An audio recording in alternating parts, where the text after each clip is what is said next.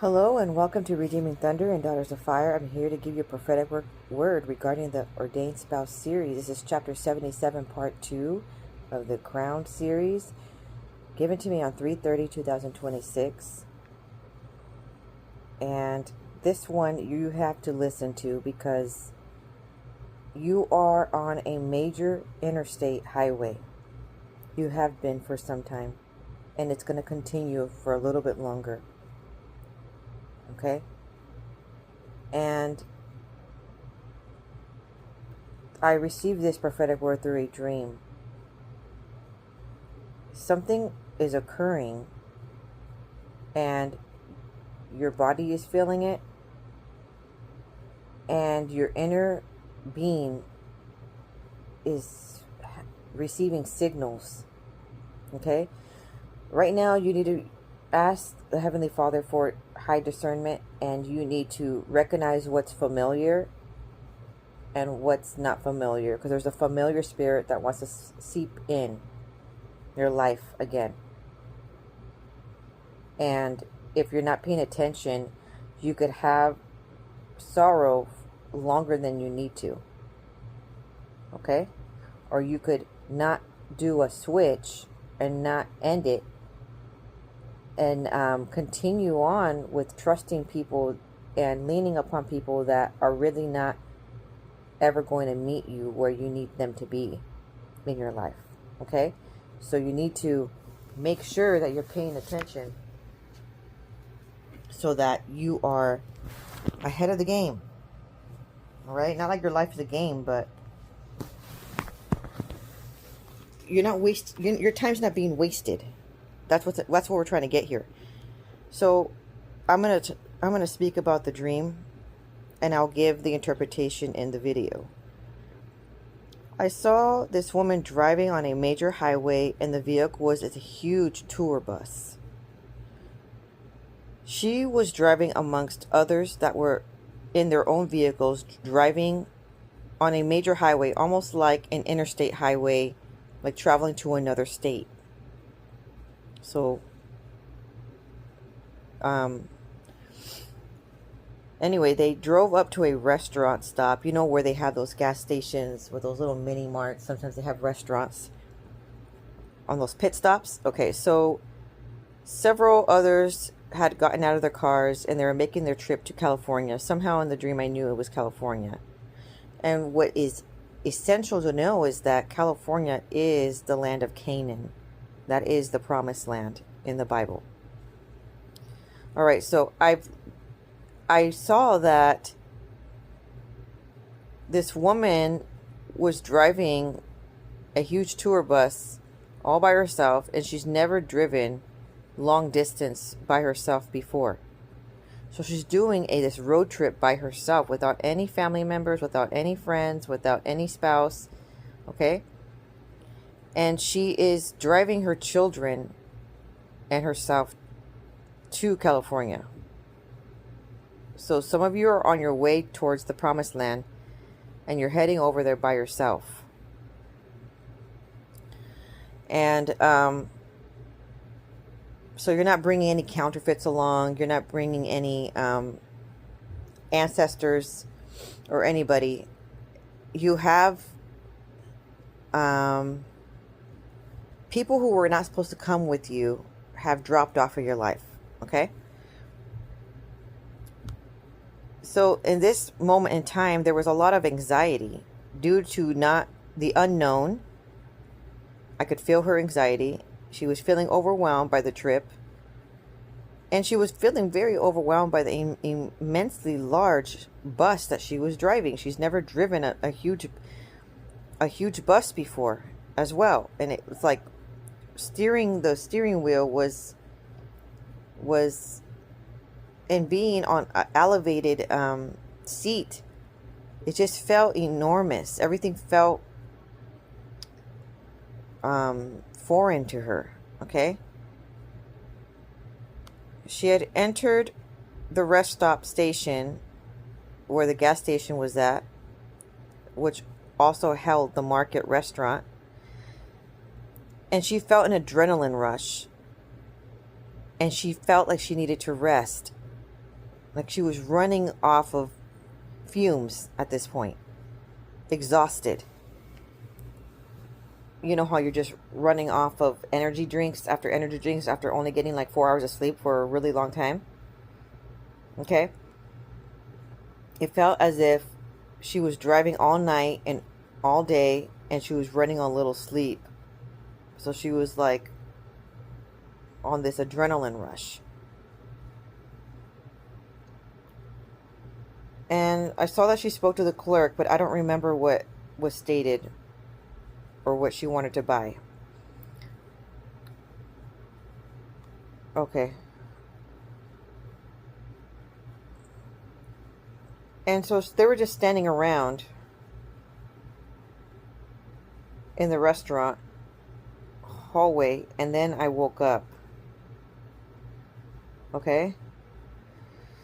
So, while praying in the Spirit regarding this dream, I had heard anama, which in Hebrew means something fixed or a covenant, stability, a sure covenant or a binding agreement. It means faith and reliability. It is derived from the Hebrew root aman, which means to confirm, support, or be faithful. Something fixed. It references Nehemiah 10:1 and 11:23. It means pleasantness. It also references Songs of Solomon 4:8 to refer to a mountain in anti-Lebanon range, conveying the idea of a firm or constant mountain.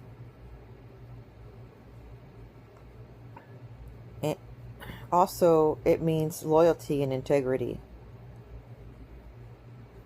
And I hear, while praying in the Spirit, Akayi, which means, alas, jump for joy. In this manner, a surprise. A surprise is coming to you, a shock. And it's going to be a happy surprise. And then I hear in the Spirit, Shala, alas, jump for joy, to send someone for someone. And then I hear Ati, and which means with you, or it also means you, or it says also means with me, or it also means my companion. Represents loyalty and faithfulness. 2 Samuel 15:19. So if he's saying that the Most High is saying to you that he's sending someone for someone, and it's a big surprise, and you're in the midst of already living, interacting with somebody, but he's saying he's sending someone for someone. He's not saying I have sent already. He's saying he's sending someone, right? And in the prior, or the prophetic word of July 24th that I post on there, it quite literally is stating the Most High has sent someone else. Okay? That's why I want you to watch that one. Well, right here, there are some stressors. So it's referencing somebody that's been going through quite a bit of distress, quite a bit of anguish, quite a bit of pining, quite a bit of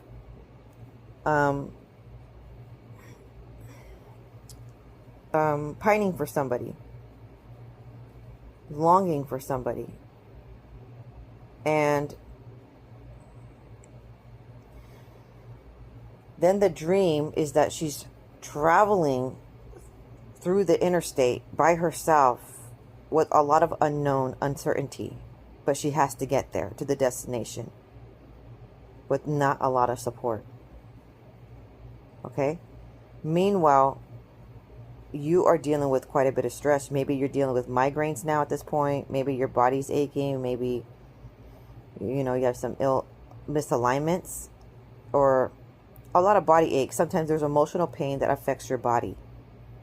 So what one could experience neck pain and shoulder pain could be the weight of the world on your shoulders. The neck pain if you didn't have an injury or anything, it could represent stiff neck, so being stubborn. But if you did have an injury, that's not the reason. It's the injury that's causing the neck pain. So you're under a lot of a distress. And although with the prophetic word and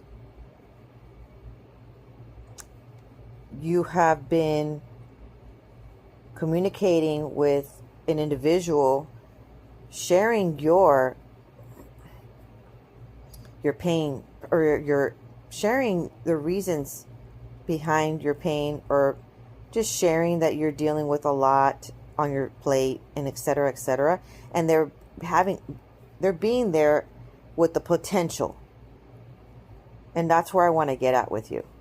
There's a lot of potential of this person showing forth care, providing comfort in the moment, and then a listening ear, an emotional connection to feel what you're feeling, right? But then on the other hand, you're dealing with the individual not taking a step further to connect with you, to spend time with you, to not saying that people are going to be taking away all your problems, but this is a time frame where you're supposed to be connecting with an individual, and you need to make sure that it's not a familiar spirit. And what I'm saying is, if you were once with an anxious avoidant, or once with a narcissist, or in the past you were with someone that was dismissive avoidant, you want to make sure that you're paying attention to this current person's attributes to verify if they also are not portraying characteristics of an anxious avoidant. And someone that would be someone that would take forever to launch and explain their feelings towards you. Okay? Because they're so nervous, and they're so afraid of being rejected, that they are failing to just take the plunge and kickstart it to establish their relationship, so that they can be there for emotional support on a more deeper level. Does that make sense? But because if they're anxious avoidant, this type of person may remove themselves from that intimate moment and give way too much space in between, way too many days of lack of communication, which is adding to the anxiety all the more, which is adding to the depression all the more, which is adding to the confusion all the more. Why? Because just like the dismissive avoidant, where they're hot and cold, the anxious avoidant is also behaves with a hot and cold.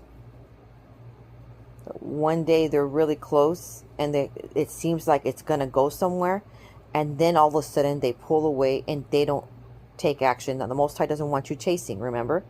It's the man that chases. So there you are, available, but that person could be showing forth potential, and you maybe are falling for the potential of the person and not the follow through. So what you're needing is a follow through, so that you don't have to go through the interstate alone. And there's a reason why you're going through the interstate, traveling in this tour bus alone. There's a reason why there's a tour bus. Because you have a high mandate. You have a ministry that's coming into the picture in your life. And that person, the ordained spouse, is part of it. Meanwhile, you're like secretly a princess. And you cannot tell that person that you are secretly a princess. They have to figure it out themselves. They have to see you. They have to see the Joseph mantle on your life without you spitting it out and saying, I'm Joseph Mantle. Do you understand? But if they don't see you with all this value and worth, then they can mishandle your presence. They can mishandle your gifts. They can mishandle you in general. You're coming to them for assistance, and the relationship is supposed to take off, running. Okay? And if you see that the relationship is not launching, and there's a delay, and it has been delay. Okay, there has been witchcraft. There has been anxious to start it up. There has been sabotages, and all. Even so, both of you have still been connected. There's a soul tie there. But what could be hurting, and how this woman was traveling with anxiety and overwhelm, is fumbling you. Okay? You didn't probably have to be dealing with such a difficult time if they didn't cause a lot of confusion in that connection. Okay? So, during this time, you need a grounding force, but a consistent one. You have displayed to this person in your own words that they are a grounding force. The individual that is anxious avoidant is very independent. And they probably were like that because they feel like life has taken them through a course of having to be extremely independent in order to make it in this world, and feeling emotionally inclined and connected to someone is a weakness instead of a virtue. You cannot be with someone as a kingdom marriage when they see that your need for them is needy. The word needy. Instead of needing grounding force where they are stable and cause you to feel secure, if they see you as a person that is or they see themselves that they don't want to attach and spend additional time with you because that will cause them to depend on you, and they're so afraid of what you're doing to them. They're so attached and they're so falling for you that scares them so much, so then they keep retracting. You know what I'm saying? I know you know what I'm saying. It's just difficult to explain. So please, Rocco Gadesh, help me explain what I'm trying to say here. That is like a ping pong effect. Okay? Where you think it's going somewhere, and it should be, but these strong attributes of virtue and intimacy and what you could say is a very strong bond, they see as possible weakness on their behalf.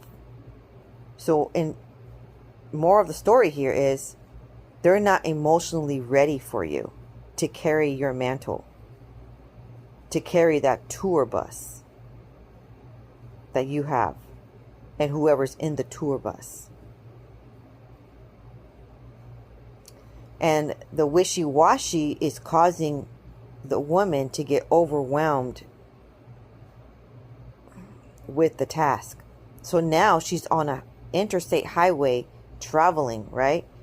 Which the Most High did state, I believe it was in chapter 60s or 50s, when there was an interstate highway, and I have a picture of Jamie Fraser McTavish from Outlander on the photo, on the front page of that video. Anyway, and there's an interstate highway and behind him. So if you want to look up that video, I'll attach it here. He's sending you through, the Most High is sending you through this journey, because there's a revamp, and we're in this series now that you're crowned. So you are a queen, you are a princess, and that person has to distinguish you as one without you saying it. And right now, you're humbled. You're in a lowly state. So you're in preparation stage, and the individual is living their promotion. They're living a life of grandeur, okay? And they need to see you instantly and notice that you have that in you, and support you and carry you with them, because that is part of the promotion, is them pulling you up with them. But if that person doesn't do that, because they see you as too lowly, too needy, okay, and they see you as a burden, or not brave enough to take on, they're not seeing your Joseph mantle. They're not seeing your Esther. That actually they do see that you're the Esther, but they don't launch forth, okay? Then that is why the Most High is trying to show you something here in this dream. Is why are you still going through the same pain, the same headaches, the same heavy burdens? Why is it dragging on? Ask yourself this for right now. While you're going through this new interaction with somebody that Most High told you was going to be the one, why are you still feeling that same level of pain? Same level of headaches, same level of problems. Like it's so extremely heavy for you to carry by yourself. I don't know about you, but that should be red flags. That should be red flags. I'm not kidding. Okay?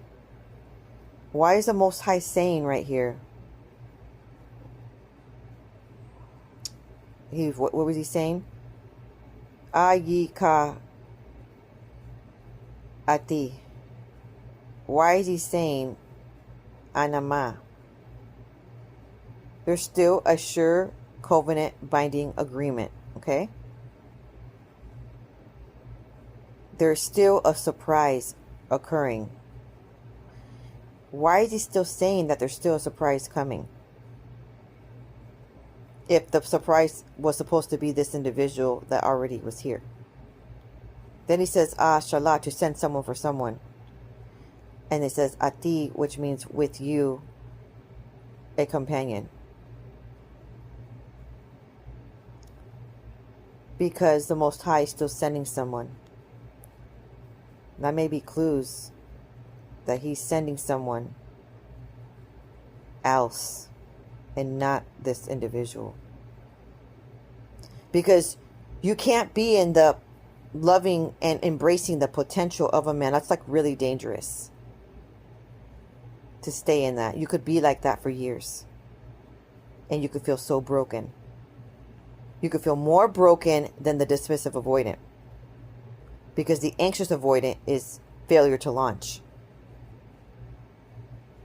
So worried about the changes that they're not grasping, that you're such a blessing, you're valuing and you're worthy. Okay? The dismissive avoidant disregards and leaves when it matters the most.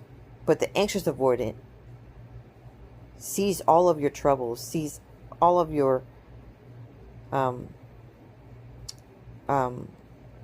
stressors and your tears, and almost pats you on the back and then takes off.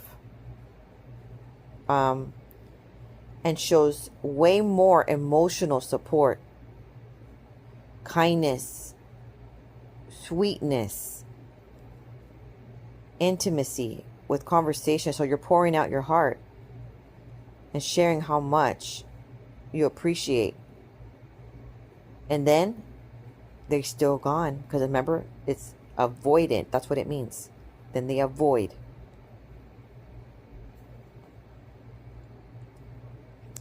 So that's what I want you to hear this. It's almost like a poem. All right. I am going to explain that they do have glistening eyes. They are staring at you. That individual is providing their presence in the moment. But then days and weeks can go by and there's no interaction throughout that time. There's no outreach from their part. I want you to pay attention to that. Okay? So I want you to listen to this little poem so that it can tie all together of what the Most High is trying to say to you. The wrong man will force you to become everything alone. Okay? It starts off with saying the provider, the planner, the fixer, the strong one all the time. In order for you to get into your feminine energy, you cannot be the fixer, the provider, the planner, and the strong one all the time. That's the man's role. You're the nurturer and the creative one. Okay? He'll watch you carry it all and call you independent while doing nothing to lighten the load. And slowly you stop asking for help. Not because you don't need it, but because you've learned it's not coming. But the right man, oh darling, the right man, he sees that you can do it all and still refuses to let you do it alone. He steps in, he shows up, he shares the weight without being asked, not because you're incapable, but because you're not supposed to carry life yourself in a partnership. Because real love isn't about proving how much you can handle alone. It's about building something where you don't have to. And the biggest truth bomb in it all, a woman can't feel safe in a relationship when she's forced to lead, carry, and survive all on her own. Consistency creates safety, presence builds trust, effort sustains love, and a real man understands this. He doesn't compete with her strength, he matches it. He supports it, he protects her peace while building with her. Because in a real partnership, strength isn't found in isolation, it's found in unity. And the difference between the two isn't what you're capable of, it's who you're doing life with.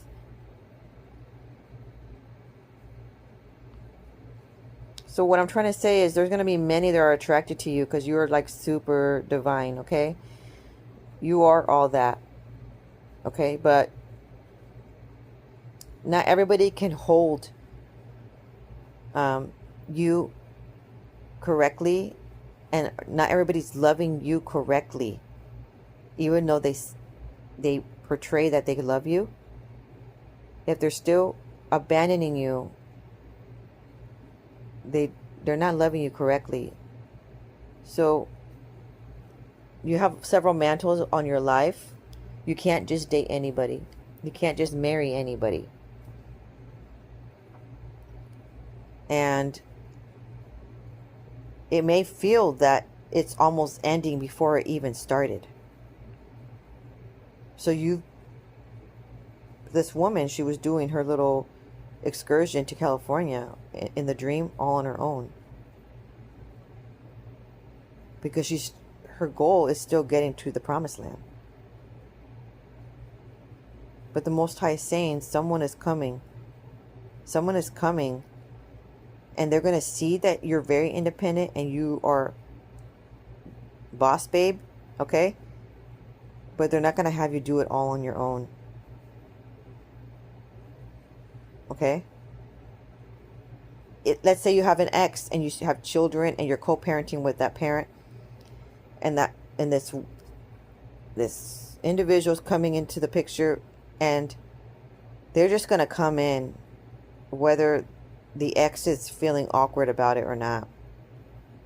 The correct man is going to meet you and spend time with you and help you and show up when you don't have to wait until everything is convenient for everybody else. What the right person is going to look after your feelings before everybody else. A dismissive avoidant looks after strangers' feelings rather than their immediate family's feelings. A anxious avoidant stands on the sidelines waiting for it to be convenient to then step in. Okay? And you need a lion. The Most High sending a lion. A brave, courageous lion who is going to step in and show up and show his face and stand next to you. And it doesn't matter if it makes the exes feel awkward that they're in the picture. Okay? Because who they're truly defending feelings is yours. All the time. Thank you for joining me on this fabulous prophetic word. And I'll see you in the next video. Shalom.